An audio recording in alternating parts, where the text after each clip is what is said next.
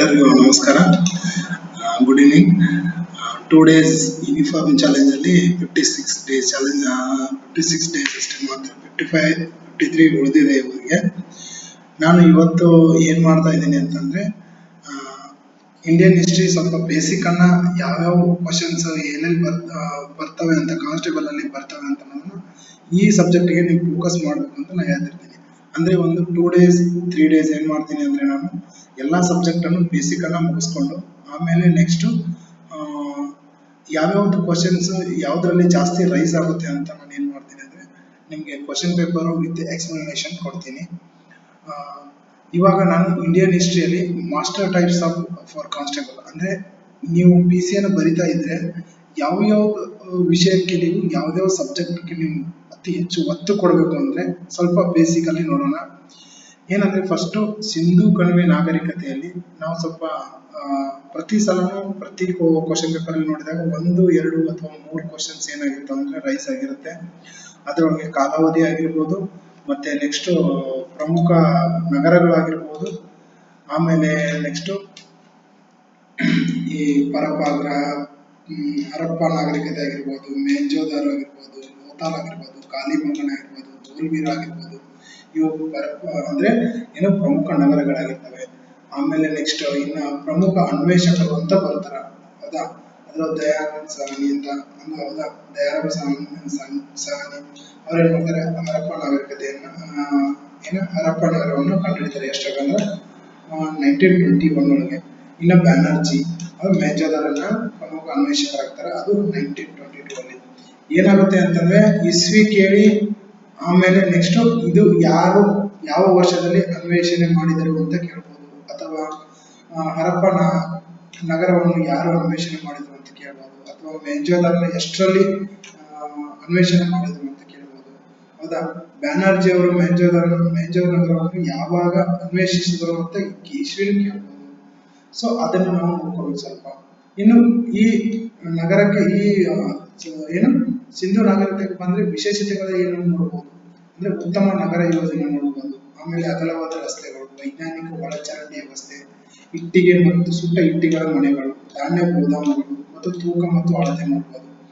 ಯಾಕೆ ಅಂದ್ರೆ ಇವಾಗ ಏನಾಗ್ತಿದೆ ಅಂದ್ರೆ ನಮ್ಗೆ ಯಾವ ತರ ಅಂತಂದ್ರೆ, ಈಗಿನ ಒಂದು ಪರಿಸ್ಥಿತಿಯಲ್ಲಿ ಅಂತಂದ್ರೆ ನಾವು ಕ್ವಶನ್ ಪೇಪರ್ ಚೇಂಜಸ್ ಆಗ್ತಾ ಇದೆ, ಹೌದಾ? ಅವಾಗ ಆನ್ಲೈನ್ ಕ್ವಶನ್ ಇದ್ರೆ ಇವಾಗ ಏನಾಗ್ತಿದೆ ಅಂತಂದ್ರೆ ಹೇಳಿಕೆಗಳು ಕೇಳ್ತಾ ಇದ್ದಾರೆ, ಮತ್ತೆ ಹೊಂದಿಸಿ ಬರೆಯಿರಿ ಅಂದ್ರೆ ಏನಾಗ್ತಾ ಇದೆ ಅಂದ್ರೆ, ಇವಾಗ ಏನ್ ಮಾಡ್ತಾರೆ ಅಂದ್ರೆ ಸಿಂಧು ನಾಗರಿಕತೆಯ ವಿಶೇಷತೆಗಳು ಅಂತ ಕೊಟ್ಟು ಇದರಲ್ಲಿ ಯಾವುದು ಅಲ್ಲ ಅಂತ ಕೊಡ್ಬೋದು, ಅಥವಾ ಇದ್ರೊಳಗೆ ಯಾವುದು ಒಂದು ಅಂತ ಕೊಡ್ಬೋದು.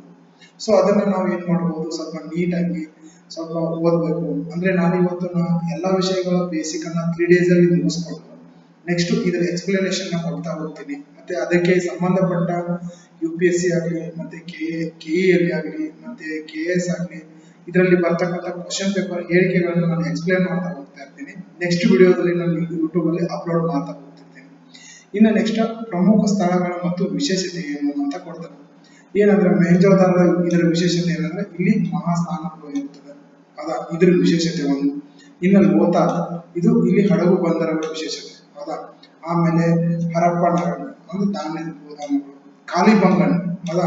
ಉಳುಮೆ ಮತ್ತು ಉಳುಮೆ ಮಾಡಿದ ಹೊಲದ ಗುರುತು. ಇನ್ನು ಧೋಲ್ವೀರ್ ಅಂದ್ರೆ ಜಲ ನಿರ್ವಹಣಾ ವ್ಯವಸ್ಥೆ. ಏನಾಗುತ್ತೆ ಅಂದ್ರೆ ಇಲ್ಲಿ ಪ್ರಮುಖ ಸ್ಥಳಗಳು ಅಂದ್ರೆ ಒಂದ್ಸಲ ಪ್ರಮುಖ ಸ್ಥಳಗಳು ಕೊಟ್ಟ ಅಂತಂದ್ರೆ ಅದ್ರ ವಿಶೇಷತೆ ಏನು ಅಂತ ಕೊಟ್ಟಿರ್ತಾನ. ಅಕಸ್ಮಾತ್ ಇವನು ಅಷ್ಟು ಕೊಟ್ಟು ಹೊಂದಿಸಿ ಬರೆಯಿರಿ ಅಥವಾ ಇದ್ರ ಯಾವ್ದು ಸರಿಯಾಗಿದೆ ಅಂತ ಕೊಡ್ಬೋದು, ಹೌದಾ? ಇದ್ರೊಳಗೆ ಯಾವ್ದು ಸರಿಯಾಗಿದೆ ಅಂತ ಕೊಡ್ಬೋದು. ಸೊ ಹಂಗಾಗಿ ನಾವು ಇಲ್ಲಿ ಏನು ಮಾಡೋದು, ಇದಕ್ಕೂ ಸ್ವಲ್ಪ ನಾವು ಒತ್ತು ಕೊಡ್ಬೇಕಾಗುತ್ತೆ. ಪ್ರಮುಖ ಸ್ಥಳಗಳು ಮತ್ತು ಅದರ ವಿಶೇಷತೆಯನ್ನ ಸ್ವಲ್ಪ ಓದ್ಬೇಕಾಗುತ್ತೆ. ಇನ್ನು ನೆಕ್ಸ್ಟ್ ಈ ಸಿಂಧು ನಾಗರಿಕತೆಯಲ್ಲಿ ಏನಾಗುತ್ತೆ ಅಂದ್ರೆ ಧರ್ಮದ ಬಗ್ಗೆ ಅಂದ್ರೆ ಏನೇನು ಇವರು ಪೂಜೆ ಮಾಡ್ತಾ ಇದ್ರು, ಮಾತೃದೇವ ಪೂಜೆ ಮಾಡ್ತಾ ಇದ್ರು, ಹೌದಾ? ಆಮೇಲೆ ಪಶು ಶಿವನ ಆರಾಧನೆ ಮಾಡ್ತಾ ಇದ್ರು, ಮರ ಹಾಗೂ ಪ್ರಾಣಿಗಳ ಪೂಜೆ ಮಾಡ್ತಾ ಇದ್ರು, ಹೌದಾ? ಇದ್ರ ವಿಶೇಷತೆ ಏನು ಇಂಪಾರ್ಟೆಂಟ್. ಆಮೇಲೆ ಇಲ್ಲಿ ಇವರ ಲಿಪಿ ಏನಾಗಿದೆ, ಸಿಂಧು ಲಿಪಿ ಇನ್ನೂ ಓದಲು ಸಾಧ್ಯವಾಗಿಲ್ಲ ಅಂತ, ಹೌದಾ? ಇದ್ರ ಮುಂದ್ಗಡೆ ನಾನು ಇದ್ರ ಮೇಲೆ ಕ್ವಶನ್ಸ್ ಬರ್ತಿರ್ತವೆ, ಇದನ್ನ ನಾನು ಎಕ್ಸ್ಪ್ಲೇನ್ ಮಾಡ್ತಾ ಹೋಗ್ತೀನಿ. ಆಮೇಲೆ ಇದಾದ ನಂತರ ಬೌದ್ಧ ಧರ್ಮದ ಬಗ್ಗೆ ಸ್ವಲ್ಪ ನಾವು ಪ್ರತಿ ಎಕ್ಸಾಮ್ ಅಲ್ಲಿ ಪ್ರತಿ ಯಾವುದೇ ಒಂದು ನಾವು ಡಿಪಾರ್ಟ್ಮೆಂಟ್ ಎಕ್ಸಾಮ್ ತಗೊಂಡಾಗ ಅಲ್ಲಿ ಏನಾಗ್ತದೆ, ಬೌದ್ಧ ಧರ್ಮ ಆಗಲಿ ಜೈನ ಧರ್ಮಗಳ ಬಗ್ಗೆ ಆಗಲಿ ಯಾವ್ದಾರ ಒಂದು ಕ್ವಶನ್ಸ್ ಅಥವಾ ರೈಸ್ ಆಗೇ ಇರುತ್ತೆ ಪಕ್ಕ. ಅಂದ್ರೆ ನೋಡಿ, ನಾವು ಸಿಂಪಲ್ ಆಗಿ ಬೇಸಿಕ್ ಅಲ್ಲಿ ತಿಳ್ಕೊಬೇಕಂದ್ರೆ ಸ್ಥಾಪಕ ಯಾರು ತಿಳ್ಕೊಬಹುದು. ಮೊದಲ ಉಪದೇಶ ಎಲ್ಲಿ ಆಯ್ತು, ಮಹಾನಿರ್ವಾಣ ಕುಶಿನಗರ. ಇವು ಎಲ್ಲ ನಮ್ಗೆ ಏನಾಗ್ತದೆ ಅಂದ್ರೆ ಇವು ಬೇಸಿಕಲಿ ಒನ್ ಲೈನ್ ಕ್ವಶನ್ಸ್.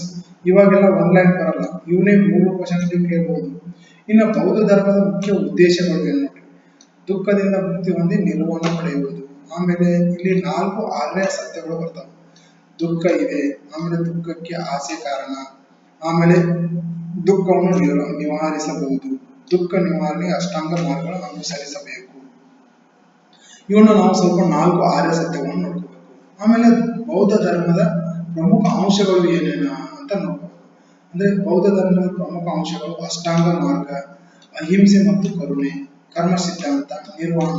ಇದು ಯಾಕೆ ಹೇಳ್ತಾ ಇದ್ದೀನಿ ಅಂತಂದ್ರೆ ನಾಳೆ ಬೌದ್ಧ ಧರ್ಮದ ಈ ಕೆಳಗಿನ ಅಂಶ ಅಲ್ಲ ಅಂತ ಕೊಡ್ಬೋದು, ಅಥವಾ ಈ ಪ್ರಮುಖ ಧರ್ಮ ಅಂಶಗಳಲ್ಲಿ ಇದು ಯಾವುದು ಅಂತ ಕೊಡ್ಬೋದು. ಅದಕ್ಕೆ ನಾನು ಏನ್ ಮಾಡ್ತಾ ಇದ್ದೀನಿ ಅಂದ್ರೆ ಈ ಸಿಂಪಲ್ ಆಗಿ ಇದನ್ನ ನೀವು ನೋಡ್ಕೊಂಡು ಹೋಗಿ, ಆಮೇಲೆ ನಾನು ಇದರ ಮೇಲೆ ಕ್ವಶನ್ಸ್ ಇದ್ದು ನಾನು ಎಕ್ಸ್ಪ್ಲೇನ್ ಮಾಡ್ತಾ ಹೋಗ್ತಿರ್ತೀನಿ. ಇನ್ನು ಜೈನ ಧರ್ಮ ನೋಡಿ, ಜೈನ ಧರ್ಮ ಅಂದ್ರೆ ಇವರ ಸ್ಥಾಪಕ ಮತ್ತು ಪ್ರಮುಖ ತೀರ್ಥಂಕರು. ಜೈನ ಧರ್ಮದ ಮೇಲೆ ಪ್ರತಿ ಸಲ ಕ್ವಶನ್ಸ್ ಬಂದೇ ಬರುತ್ತೆ. ಹೌದಾ, ಜೈನ ಧರ್ಮದ 24ನೇ ತೀರ್ಥಂಕರು. ಹೌದಾ, ಈ ತರನು ಕೊಡ್ಬೋದು, ಕೊನೆಯ ತೀರ್ಥಂಕರು ಕೊಡ್ಬೋದು, ಅಥವಾ ಮೊದಲ ತೀರ್ಥಂಕರು ಯಾರು ಅಂತ ಕೊಡ್ಬೋದು. ಹೌದಾ, 24ನೇ ತೀರ್ಥಂಕರ ಯಾರು, ಮಹಾವೀರ, ಋಷಭನಾಥ ಮೊದಲ ತೀರ್ಥಂಕರು. ಇವರ ಉದ್ದೇಶ ಏನಾಗಿತ್ತು ಅಂತಂದ್ರ ಆತ್ಮಶುದ್ಧಿ ಮತ್ತು ಮೋಕ್ಷ ಪಡೆಯುವುದು. ಹೌದಾ, ಆತ್ಮಶುದ್ಧಿ ಮತ್ತು ಮೋಕ್ಷ ಪಡೆಯುವುದು. ಇನ್ನ ಜೈನ ಧರ್ಮದ ತ್ರಿರತ್ನಗಳು ಏನಂತ ತಿರುವುದಂದ್ರ ಸರಿಯಾದ ನಂಬಿಕೆ, ಸರಿಯಾದ ಜ್ಞಾನ, ಸರಿಯಾದ ನಡತೆ, ಅಂದ್ರೆ ಸಮ್ಯ ದರ್ಶನ, ಜ್ಞಾನ, ಚಾರಿತ್ರ್ಯ ಅಂತ ಅರ್ಥ. ಹೌದಾ, ಇವು ಇಂಪಾರ್ಟೆಂಟ್. ನಾಳೆ ಕ್ವಶನ್ ತಿರುವು ಹಾಕ್ಬೋದು. ಹೌದಾ, ತ್ರಿರತ್ನಗಳಲ್ಲಿ ಇದು ಯಾವುದು ಅಲ್ಲ, ಇದು ಯಾವುದು ಅಂತ ಕೊಡ್ಬೋದು. ಜೈನ ಧರ್ಮದ ತ್ರಿರತ್ನಗಳಲ್ಲಿ ಇದು ಯಾವುದು ಅಲ್ಲ ಅಂತ ಕೊಡ್ಬೋದು. ಹೌದಾ, ಅದನ್ನ ನಾವು ಸ್ವಲ್ಪ ಏನು ನೋಡ್ಕೊಂಡು ಹೋಗ್ಬೇಕು. ಇನ್ನ ಪಂಚ ಮಹಾರಥಗಳು. ಪಂಚ ಮಹಾರಥಗಳು ಅಂದ್ರೆ ಏನು, ಅಹಿಂಸೆ, ಯಾವ ಜೀವವನ್ನು ಹಾನಿ ಮಾಡಬಾರದು, ಮತ್ತೆ ಸತ್ಯ, ಅಸತ್ಯದ ಕಳ್ಳತನ ಮಾಡದಿರುವುದು, ಆಮೇಲೆ ಅಪರಿಗ್ರಹಣ ಅಂದ್ರ ಅತಿಯಾದ ಆಸ್ತಿ ಸಂಗ್ರಹಿಸುವುದು, ಇನ್ನು ಬ್ರಹ್ಮಚರ್ಯ. ಇದು ಪಂಚ ಮಹಾರಥಗಳು. ಇನ್ನ ನೆಕ್ಸ್ಟ್ ಜೈನ ಧರ್ಮದ ಪ್ರಮುಖ ತತ್ವಗಳು, ಅಹಿಂಸೆಗೆ ಅತ್ಯಂತ ಮಹತ್ವ, ಇನ್ನು ಕರ್ಮ ಸಿದ್ಧಾಂತ, ತಪಸ್ಸು ಮತ್ತು ಆತ್ಮ ಸಂಯಮ, ಎಲ್ಲ ಜೀವಗಳ ಸಮಾನತೆ. ಇದನ್ನ ನಾವು ನೋಡಬಹುದು, ಪ್ರಮುಖ ತತ್ವಗಳು, ಜೈನ ಧರ್ಮದ ಪ್ರಮುಖ ತತ್ವಗಳು. ಇನ್ನು ನೆಕ್ಸ್ಟ್ ಮಹಾಜನಪದ ಮತ್ತು ಮಗಧ ಸಾಮ್ರಾಜ್ಯ. ಇಲ್ಲಿ 16 ಮಹಾಜನಪದಗಳು ಬರ್ತವೆ. 16 ಮಹಾಜನಪದಗಳು ಇವು ನೋಡ್ಕೋಬೇಕು. 16 ಮಹಾಜನಪದಗಳು. ಇಲ್ಲಿ ಮಗಧ ಸಾಮ್ರಾಜ್ಯ ಅಂತಂದ್ರೆ ನಾವೇನ್ ಮಾಡ್ತೀವಿ, ಬಿಂಬಸಾರ ಮತ್ತು ಅಜಾತ ಶತ್ರುವನ್ನ ನೋಡ್ತೀವಿ. ಇಲ್ಲಿ ಇವರ ಮಗಧ ಸಾಮ್ರಾಜ್ಯಕ್ಕೆ ಉದಯಕ್ಕೆ ಕಾರಣರಾದವರು ಬಿಂಬಸಾರ ಮತ್ತು ಅಜಾತ ಶತ್ರು. ಇಲ್ಲಿ ಅಜಾತ ಶತ್ರುವಿನ ಬಗ್ಗೆ ನೋಡ್ಬೇಕಂದ್ರೆ ಅಜಾತ ಶತ್ರು ಬಿಂಬಸಾರನ ಮಗ. ಹೌದಾ, ಇನ್ನು ಕ್ರಿಸ್ತಪೂರ್ವ 492ರಿಂದ 460ರವರೆಗೆ ಆಳ್ವಿಕೆ ನಡೆಸಿದರೆಂದು ಪರಿಗಣಿಸಲಾಗಿದೆ. ಹೌದಾ, ಇವು ನಮ್ಗೆ ಈ ಇಸ್ವಿದಾವಲ್ಲ 492ರಿಂದ 460, ಇವು ಕ್ರಿಸ್ತಪೂರ್ವಕ. ಇದನ್ನು ಕೇಳ್ಬೋದು, ಅಜಾತ ಶತ್ರು ಯಾರು ಅಂತ ಕೇಳ್ಬೋದು. ಆಮೇಲೆ ಇವರು ಯಾವ ಸಾಮ್ರಾಜ್ಯದಕ್ಕೆ ಹೊಂದಿದವರು ಅಂತ ಕೇಳ್ಬೋದು. ಹೌದಾ, ಮಗಧ ಸಾಮ್ರಾಜ್ಯದ ವಿಸ್ತೀರ್ಣಕ್ಕೆ ಮಹತ್ವ ಕೊಡುಗೆ ನೀಡಿದವರು. ಹೌದಾ, ಮಗಧ ಸಾಮ್ರಾಜ್ಯಕ್ಕೆ ಏನು ವಿಸ್ತೀರ್ಣಕ್ಕೆ ಕೊಡುಗೆ ನೀಡಿದವರು. ಇನ್ನ ಬಿಂಬಸಾರನ ಹತ್ಯೆ ಅಂದ ನೋಡು, ಅಧಿಕಾರಕ್ಕಾಗಿ ತನ್ನ ತಂದೆಯನ್ನು ಬಿಂಬಸಾರನನ್ನು ಬಂಧಿಸಿ ಕೊಂದನೆಂದು ಬೌದ್ಧ ಧರ್ಮ ಮತ್ತು ಜೈನ ಗ್ರಂಥಗಳಲ್ಲಿ ತಿಳಿಸಲಾಗುತ್ತದೆ. ಹೌದಾ, ನೋಡು ನಾಳೆ ಕ್ವಶನ್ ಹಾಕ್ಬೋದು, ಏನ್ ಹಾಕ್ಬೋದು, ಬಿಂಬಸಾರನ ಹತ್ಯೆ ಯಾವುದರಲ್ಲಿ ಉಲ್ಲೇಖಿಸಲಾಗಿದೆ, ಯಾವುದರಲ್ಲಿ ತಿಳಿಸುತ್ತಾರೆ ಅಂತ ಕೇಳ್ಬೋದು. ಆಗ ಬೌದ್ಧ ಮತ್ತು ಜೈನ ಗ್ರಂಥಗಳಲ್ಲಿ ತಿಳಿಸಬಹುದು ಅಂತ ಹೇಳ್ಬೋದು. ಇನ್ನ ನೆಕ್ಸ್ಟ್ ಕೋಸಲ ಮತ್ತು ವಜ್ಜಿ ರಾಜ್ಯಗಳ ವಿರುದ್ಧ ಯುದ್ಧ. ಯಾರು, ಮಗಧ ಸಾಮ್ರಾಜ್ಯದವರು. ಯಾರು, ಅಜಾತ ಶತ್ರು. ಏನ್ ಮಾಡ್ತಾರಂದ್ರ ಕೋಸಲ ರಾಜ್ಯದಲ್ಲಿ ಯುದ್ಧ ನಡೆಸಿದನು. ಆಮೇಲೆ ಈ ಲಚ್ಚವಿ ಗಣರಾಜ್ಯ ಸೋಲಿಸಿ ಮಗಧ ವ್ಯಾಪ್ತಿಯನ್ನು ಹೆಚ್ಚಿಸಿದನು. ಇನ್ನ ನೆಕ್ಸ್ಟ್ ಏನ್ ಮಾಡ್ತಾರಂದ್ರ ವಜ್ಜಿ ಸಂಘದ ವಿರುದ್ಧ ವಿಜಯವನ್ನು ಅತ್ಯಂತ ದೊಡ್ಡ ಸಾಧನೆಯಾಗಿ, ಅಂದ್ರೆ ವಜ್ಜಿ ಸಂಘದ ವಿರುದ್ಧ ಅಂದ್ರೆ ಅಲ್ಲಿಯ ಸಾಮ್ರಾಜ್ಯದ ವಿರುದ್ಧ ಏನ್ ಮಾಡ್ತಾನಂದ್ರ ವಿಜಯವನ್ನು ಹೊಂತಾನ. ಇನ್ನು ಇವನ ಯುದ್ಧೋಪಕರಣಗಳು ಏನಾಗಿದ್ವು, ಒಂದ್ ಸ್ವಲ್ಪ ಡಿಫ್ರೆಂಟ್ ಆಗಿದ್ವು. ಏನು ಡಿಫ್ರೆಂಟ್ ಆಗಿದ್ವು ಅಂತಂದ್ರ ಅಜಾತ ಶತ್ರು ಹೊಸ ಯುದ್ಧ ತಂತ್ರಜ್ಞಾನಗಳನ್ನ ಬಳಸಿದ್ದನು ಅಂತ ಅರ್ಥ. ಏನ ರಥ ಮುಸಲ ಅಂತಂದ್ರ ಮುಳ್ಳು ಹೊಂದಿರುವ ಅಂದ್ರೆ ಮುಳ್ಳಗಿರುವ ರಥ, ಮುಳ್ಳುಗಳಿರುವ ರಥಗಳು. ಆಮೇಲೆ ಮಹಾಸಿಂಧ ಕಡಕಂಟಕ, ಕಲ್ಲು ಎಸೆಯುವ ಯಂತ್ರಗಳು. ಈಗ ಬಾಹುಬಲಿ ಒಳಗೆಲ್ಲ ನೋಡಿರ್ತೀರಲ್ಲ ಅವು ಅಂತ ಕಲ್ಲು ಎಸೆಯುವ ಯಂತ್ರಗಳನ್ನ ಏನ್ ಮಾಡ್ತಾನೆ, ಹೊಸ ಉಪಕರಣಗಳನ್ನ ಏನ್ ಮಾಡ್ತಾನಂದ್ರ ಉಪಯೋಗ ಮಾಡಿಸ್ಕೊಂಡಿರ್ತಾನೆ ಯುದ್ಧಗಳಲ್ಲಿ. ಇನ್ನು ನೆಕ್ಸ್ಟ್ ಬೌದ್ಧ ಧರ್ಮ ಸಂಬಂಧ, ಬೌದ್ಧ ಧರ್ಮದೊಂದಿಗೆ ಸಂಬಂಧ ಹೊಂದಿರ್ತಾನೆ. ಅಂದ್ರ ಗೌತಮ ಬುದ್ಧ ಅವರ ಸಮಕಾಲೀನವನು. ಯಾರ ಸಮಕಾಲೀನ? ಅಜಾತಶತ್ರುವಿನ ಸಮಕಾಲೀನವನು. ನಾಳೆ ಕ್ವಶನ್ ಆಗ್ಬೋದು, ಗೌತಮ ಬುದ್ಧ ಯಾರ ಸಮಕಾಲೀನವನು ಅಂತ ಕೇಳ್ಬೋದು, ಅಥವಾ ಅಜಾತಶತ್ರುವಿನ ಈ ಕೆಳಗಿನ ಯಾರ ಸಮಕಾಲೀನ ಅಂತ ಕೇಳ್ಬೋದು. ಹೌದಾ? ಬುದ್ಧನ ಉಪದೇಶಗಳಿಂದ ಪ್ರಭಾವಿತನಾದವನು ಯಾರು? ಅಜಾತಶತ್ರು. ಬುದ್ಧನ ಮಹಾಪರಿನಿರ್ವಾಣದ ನಂತರ ನಡೆದ ಬೌದ್ಧ ಸಮ್ಮೇಳನಗಳು, ಹೌದಾ, ಬೆಂಬಲ ನೀಡಿದವನು. ಹೌದಾ? ಮೊದಲ ಬೌದ್ಧ ಸಮ್ಮೇಳನ, ನಾವು ಸಂಗತಿ ಅಂದ್ರೆ ಇದು ಬೌದ್ಧ ಮತ್ತು ಬೌದ್ಧ ಧರ್ಮಗಳಲ್ಲಿ ಸಂಗತಿ, ಸಮ್ಮೇಳನಕ ಸಂಗತಿಗೆ ಅಂತ ಕರೀತಾರೆ. ಇನ್ನು ಜೈನ ಧರ್ಮದೊಂದಿಗೆ ಸಂಬಂಧ, ಮಹಾವೀರ ಅವರ ಸಮಕಾಲೀನನು. ಯಾರ ಸಮಕಾಲೀನನು? ಅಜಾತಶತ್ರುವಿನ ಸಮಕಾಲೀನ ಮಹಾವೀರನು. ಹೌದಾ? ಆಮೇಲೆ ಜೈನ ಧರ್ಮಕ್ಕೂ ಆಶ್ರಯ ನೀಡಿದವನು ಯಾರ? ಅಜಾತಶತ್ರು. ಇನ್ನು ನೆಕ್ಸ್ಟ್ ಬೌದ್ಧ ಸಮ್ಮೇಳನಗಳು ನೋಡ್ರಿ, ವೆರಿ ವೆರಿ ಇಂಪಾರ್ಟೆಂಟ್. ಬೌದ್ಧ ಸಮ್ಮೇಳನಗಳು, ಇದನ್ನ ಬುದ್ಧಿಸ್ಟ್ ಕೌನ್ಸಿಲ್ ಅಂತ ಕರೀತಾರೆ. ಹೌದಾ? ಏನ್ ಮಾಡ್ತಾನೆ, ಎದಕ್ ಮಾಡ್ತಾನೆ ಅಂದ್ರೆ ಬುದ್ಧನ ಮಹಾಪರಿನಿರ್ವಾಣ ನಂತರ ಅವರ ಉಪದೇಶಗಳು ಸಂರಕ್ಷಿಸಲು ಮತ್ತು ಬೌದ್ಧ ಧರ್ಮದ ತತ್ವಗಳನ್ನು ವಿಕಸಿಸಲು ಬೌದ್ಧ ಸಮ್ಮೇಳನ ನಡೆಸಲಾಯಿತು. ಸಂಗೀತಗಳನ್ನು ಒಂದೇ, ಸಮ್ಮೇಳನ ಅಂದ್ರೂ ಒಂದೇ. ಅದನ್ನ ಮುಂದೆ ಹೇಳ್ತೀನಿ ಏನಂತ. ಒಂದನೇ ಬೌದ್ಧ ಸಂಗೀತ ಅಂದ್ರೆ ಸಮ್ಮೇಳನ ಎಲ್ಲಿ ನಡೀತದೆ ಅಂದ್ರೆ ರಾಜಗಿರ ಸಪ್ತವರ್ಣಿ ಗುಹೆಗಳ ಅಂದ್ರೆ ರಾಜಗಿರ ಸಪ್ತ, ಎಲ್ಲಿ ಸುಮಾರು 483 ಕ್ರಿಸ್ತಪೂರ್ವ 483ರಲ್ಲಿ. ಇನ್ನ ಇದಕ್ಕೆ ಆಶ್ರಯ ಪಟ್ಟ ಅಜಾತಶತ್ರು. ಇನ್ನ ಇದರ ಅಧ್ಯಕ್ಷತೆ ವಹಿಸಿದ ಮಹಾಕಶ್ಯಪ. ಅಂದ್ರೆ ಬೌದ್ಧ ಸಮ್ಮೇಳನದ ಒಂದನೇ ಬೌದ್ಧ ಸಮ್ಮೇಳನದ ಪ್ರಮುಖ ಉದ್ದೇಶ ಅಂದ್ರೆ ಏನು? ಬುದ್ಧನ ಉಪದೇಶಗಳನ್ನ ಸಂಗ್ರಹಿಸುವುದು. Very very important. ಏನ್ ಗೊತ್ತಾ, ಬುದ್ಧನ ಮೊದಲ ಸಮ್ಮೇಳನ ಪ್ರಮುಖ ಉದ್ದೇಶ ಏನು ಅಂತ ಕೇಳ್ಬೋದು, ಅದರ ಅಧ್ಯಕ್ಷತೆ ಅಂತ ಕೇಳ್ಬೋದು, ಇದಕ್ಕೆ ಆಶ್ರಯ ಯಾರು ಕೊಟ್ಟವರು ಅಂತ ಕೇಳ್ಬೋದು. ಅದ ಇದು ನಡೆದ ಸ್ಥಳ ಎಲ್ಲಿ ಅಂತ ಕೇಳ್ಬೋದು. ಆಲ್ರೆಡಿ ಕೇಳಿದ ಕ್ವಶನ್ಸ್. ಇದು ಹೇಳಿಕೆಯಲ್ಲಿ ಕೇಳ್ಬೋದು, ಅದಕ್ಕೆ ನಾನು ಸ್ವಲ್ಪ ಒತ್ತು ಕೊಡ್ರಿ ಅಂತ ಹೇಳ್ತಾರೆ. ಇನ್ನು ನೆಕ್ಸ್ಟ್ ಎರಡನೇ ಬೌದ್ಧ ಸಮ್ಮೇಳನ ನೋಡ್ರಿ. ಎರಡನೇ ಬೌದ್ಧ ಸಮ್ಮೇಳನ ಎಲ್ಲಿ ನಡೀತಂದ್ರ ವೈಶಾಲಿಯಲ್ಲಿ ನಡೀತು ನೋಡ್ರಿ. ಇದು ಎಲ್ಲಿ ಯಾವಾಗ ನಡೀತೈತೆ? ಕ್ರಿಸ್ತಪೂರ್ವ 383 ಅಲ್ಲಿ ನಡೀತೈತೆ. ಇನ್ನು ಆಶ್ರಯದಾತ ಅಂದ್ರೆ ಕಾಲ ಅಶೋಕ ನೋಡ್ರಿ. ಇದಕ್ಕೆ ಇದು ಕೊಟ್ಟವನು.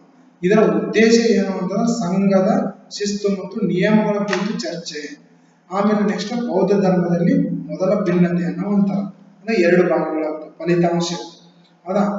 ಏನು ನೆಕ್ಸ್ಟ್ ಇನ್ನ ಮೂರನೇ ಬೌದ್ಧ ಸಮ್ಮೇಳನ ನೋಡ್ರಿ, ಪಾಟಲಿಪುತ್ರ.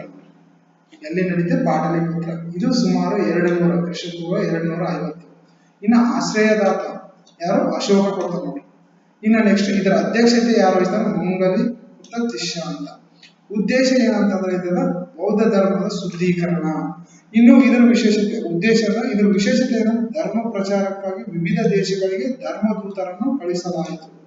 ಇದು ಇಂಪಾರ್ಟೆಂಟ್. ಅಂದ್ರೆ ಇದನ್ನ ನಾವು ಮೂರನೇ ಬೌದ್ಧ ಸಮ್ಮೇಳನದಲ್ಲಿ ನೋಡ್ತೀವಿ. ಇನ್ನು 4ನೇ ಬೌದ್ಧ ಸಮ್ಮೇಳನದಲ್ಲಿ ಏನಾಗುತ್ತೆ ಅಂದ್ರೆ ಸ್ಥಳ ಎಲ್ಲಿ ಅಂದ್ರೆ ಕುಂಡಲಿವನ ಇಲ್ಲಿ ಕಾಶ್ಮೀರ. ಹೌದಾ? ಕಾಲ ಕ್ರಿಸ್ತಶಕ 1ನೇ ಶತಮಾನ. ಆಶ್ರಯದಾತ ಯಾರು? ಕನಿಷ್ಕ. ಹೌದಾ? ಆ ಕನಿಷ್ಕ. ಆಮೇಲೆ ಅಧ್ಯಕ್ಷರು ಯಾರು? ವಸುಮಿತ್ರ. ಇದರ ವಿಶೇಷತೆ ಏನು? ಮಹಾಯಾನ ಬೌದ್ಧ ಧರ್ಮದ ಬೆಳವಣಿಗೆ. ಇನ್ನ ಈ ಸಾಮಾನ್ಯವಾಗಿ ನಾವು ಅದೇ ಹೇಳಿದ್ನಲ್ಲ, ಇವ ಸಂಗೀತ ಅದ್ರ ಬಗ್ಗೆ ಏನು? ಸಮ್ಮೇಳನ ಅಂದ್ರೆ ಸಭೆ ಮತ್ತು ಸಮಾವೇಶ ಅಂತ ಅರ್ಥ.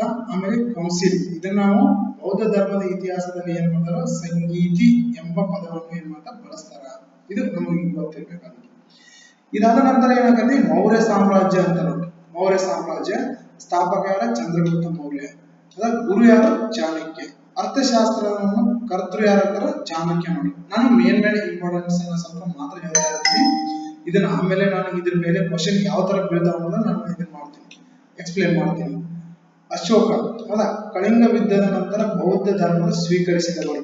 ಹೌದಾ? ಯಾರು? ಅಶೋಕ. ಇನ್ನ ಅಶೋಕನ ಧರ್ಮ ಏನ? ಅಶೋಕನ ಧರ್ಮ ಅಂದ್ರೆ ಅಹಿಂಸೆ ಮಾಡಬಾರ್ದು. ನೆಕ್ಸ್ಟ್ ಅಹಿಂಸೆ. ಆಮೇಲೆ ನೆಕ್ಸ್ಟ್ ಸತ್ಯ, ಅಂದ್ರೆ ಹಿಂಸೆ ಮಾಡಬಾರ್ದು. ಇದು ಹಿಂಸೆ ಮಾಡಬಾರ್ದು, ಅಹಿಂಸೆಯನ್ನು ತತ್ವವನ್ನು ಪಾಲಿಸಬೇಕು. ಆಮೇಲೆ ನೆಕ್ಸ್ಟ್ ಸತ್ಯ, ಆಮೇಲೆ ದಯೆ, ಆಮೇಲೆ ಸಹಿಷ್ಣುತೆ. ಇವನ್ನ ಅಶೋಕನ ಧರ್ಮವು. ಅಶೋಕನ ನಾಳೆ ಕ್ವಶನ್ ಆಗ್ಬೋದು. ಅಶೋಕನ ಈ ಕೆಳಗಿನ ಯಾವುದು ಸತ್ಯ? ಅಶೋಕನ ಧರ್ಮದಲ್ಲಿ ಈ ಕೆಳಗಿನ ಯಾವುದು ಸತ್ಯ ಅಂತ ಹಿಂಗ್ ಕೊಡ್ಬೋದು. ಅಶೋಕನ ಶಾಸನಗಳು ಮತ್ತು ಕಲ್ಲಿನ ಶಾಸನಗಳು ಮತ್ತು ಸ್ತಂಭ ಶಾಸನಗಳು ಮತ್ತು ಬ್ರಾಹ್ಮಿ ಲಿಪಿಯಲ್ಲಿ ಬರೆಯಲ್ಪಟ್ಟಿದೆ. ಹೌದಾ? ಇನ್ ನೆಕ್ಸ್ಟ್ ಪ್ರಮುಖ ಮೂಲ ಗ್ರಂಥಗಳು. ಮೂಲ ಗ್ರಂಥಗಳು ಯಾವುದು? ಅರ್ಥಶಾಸ್ತ್ರ ಚಾಣಕ್ಯ ಬರೆದಿರ್ತಾರೆ. ಇದು ಯಾವುದಕ್ಕೆ ಸಂಬಂಧಿಸಿದ? ರಾಜಕೀಯ ಆಡಳಿತ ಮತ್ತು ಆರ್ಥಿಕ ವಿಷಯಗಳಿಗೆ ಸಂಬಂಧಿಸಿದ ಆರ್ಥಿಕ ವಿಷಯಗಳು.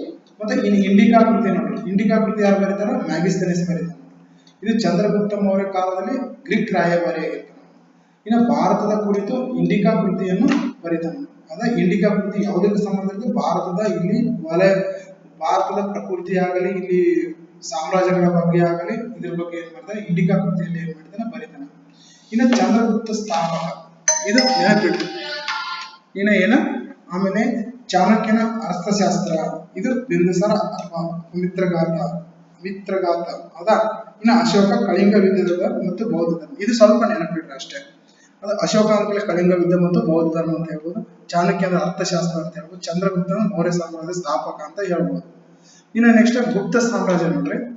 ಗುಪ್ತ ಸಾಮ್ರಾಜ್ಯನ ನಾವು ಏನಂತ ಕರಿತೀವಿ? ಭಾರತದ ಸುವರ್ಣ ಯುಗ ಅಂತ ಕರಿತೀವಿ. ಹೌದಾ? ಏನಂತ ಇದೆ ನೋಡ್ರಿ, ಒಂದ್ಸಲ ಗೋಲ್ಡನ್ ಏಜ್ ಆಫ್ ಇಂಡಿಯಾ, ಇದನ್ನ ಕನ್ನಡದಾಗ ಕೊಟ್ಬಿಟ್ಟಿದ್ದಾರೆ. ಗೋಲ್ಡನ್ ಏಜ್ ಆಫ್ ಇಂಡಿಯಾ ಅಂತ ಯಾವ್ದನ್ನ ಕರೀತಾರೆ ಅಂತ ಕೊಟ್ಟಾಗ ನಮ್ಗೆ ಇದು ಕನ್ನಡದಲ್ಲೂ ಕೊಡಬಹುದು. ಹೌದಾ? ಗೋಲ್ಡನ್ ಆಫ್ ಏಜ್ ಇಂಡಿಯಾ ಅಂತ ಇದನ್ನು ಏನ್ ಮಾಡಿದ ಕರಿಬಹುದು. ಈ ಸಲ ಈ ತರನ ಬರ್ಬೋದು. ಅದಕ್ಕೆ ಸ್ವಲ್ಪ ನಾವ್ ಏನ್ ಮಾಡ್ಬೇಕು? ನೋಡ್ಕೋಬೇಕು ಅದನ್ನೆಲ್ಲ. ಇನ್ನು ನೆಕ್ಸ್ಟ್ ಸ್ಥಾಪಕ ನೋಡಿ. ಇದು ಸ್ಥಾಪಕ ಯಾರು? ಶ್ರೀಗುಪ್ತ.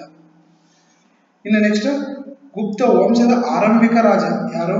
ಗುಪ್ತ ವಂಶದ ಆರಂಭಿಕ ರಾಜ ನೋಡಿ. ನಿಜವಾದ ಸಾಮ್ರಾಜ್ಯ ನಿರ್ಮಾಪಕ ಯಾರು ಅಂತಂದ್ರೆ ಗುಪ್ತ ಸಾಮ್ರಾಜ್ಯದ ನಿರ್ಮಾಪಕ ಅಂದ್ರ ಯಾರು? ಚಂದ್ರಗುಪ್ತ ಮೌರ್ಯ. ಚಂದ್ರಗುಪ್ತ ಒಂದು. ಇವನ ಬಿರುದು ಏನಾಗಿತ್ತಂದ್ರ ಮಹಾರಾಜಾಧಿರಾಜ ಎಂಬ ಬಿರುದು ಧರಿಸಿದನು. ಇವನು ಗುಪ್ತ ಸಾಮ್ರಾಜ್ಯನ ಬಲಪಡಿಸಿದನು. ಗುಪ್ತ ಸಾಮ್ರಾಜ್ಯನ ಬಲಪಡಿಸಿದನು. ಇನ್ನು ಒಂದನೇ ಚಂದ್ರಗುಪ್ತ ನೋಡ್ರಿ. ಒಂದನೇ ಚಂದ್ರಗುಪ್ತ ಬಗ್ಗೆ ಹೇಳ್ಬೇಕಂದ್ರ ಗುಪ್ತ ಸಾಮ್ರಾಜ್ಯದ ಶಕ್ತಿಶಾಲಿ ಆಡಳಿತದ ಆರಂಭ ಇವಾಗ ಆಯ್ತು.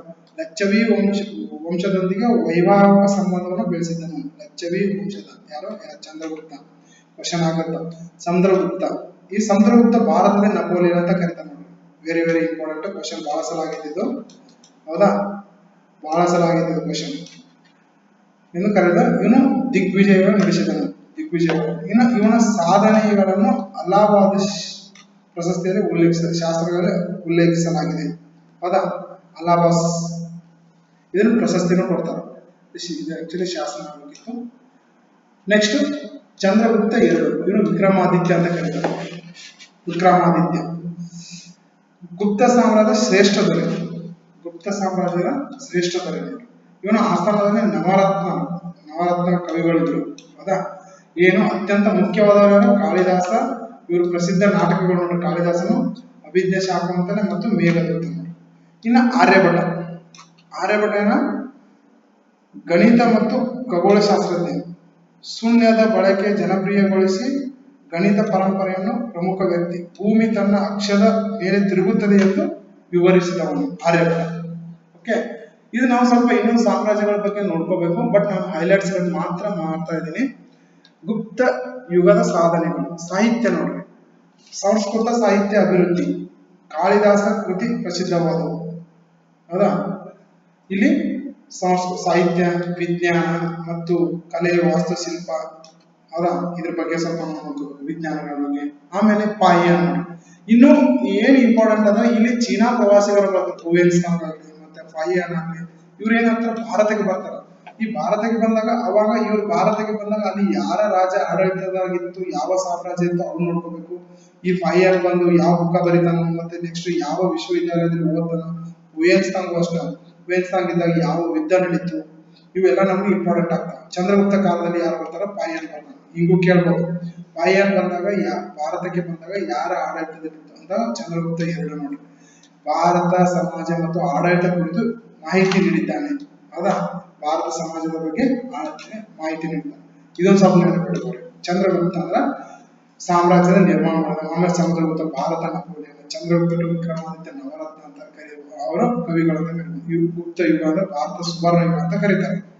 ಇನ್ನು ನೆಕ್ಸ್ಟ್ ಇಷ್ಟ ನೋಡ್ರಿ. ನೆಕ್ಸ್ಟ್ ನಾನು ಏನ್ ಮಾಡ್ತೀನಿ? ಇಂಡಿಯನ್ ಹಿಸ್ಟ್ರಿ ಒಳಗ ಪ್ರೀ ಮಿಡಿವಲ್ ಹಿಸ್ಟ್ರಿ ಪೀರಿಯಡ್ಸ್ ಅಂತ ತಗೋತೀನಿ.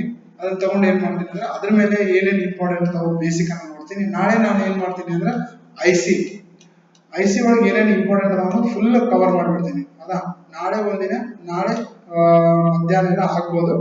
ನಾಳೆ ಮಧ್ಯಾಹ್ನ ನಾನು ಏನ್ ಮಾಡ್ತೀನಿ, ವಿಡಿಯೋ ಅಪ್ಲೋಡ್ ಮಾಡ್ತೀನಿ. ನಾಳೆ ಏನ್ ಇಂಪಾರ್ಟೆಂಟ್, ಯಾವ ಆರ್ಟಿಕಲ್ ಇಂಪಾರ್ಟೆಂಟ್ ಅನ್ನೋದನ್ನ ನಾನು ಏನ್ ಮಾಡ್ತೀನಿ ಅಂದ್ರೆ ಇದರಲ್ಲಿ ಐ ಸಿ ಒಳಗೆ ನಾನು ಹೇಳ್ತೀನಿ. ನಾಳೆ ಇನ್ನೇನು ಕ್ವಾಲಿಟಿ ವಿಡಿಯೋ ಅಪ್ಲೋಡ್ ಮಾಡ್ತೀನಿ.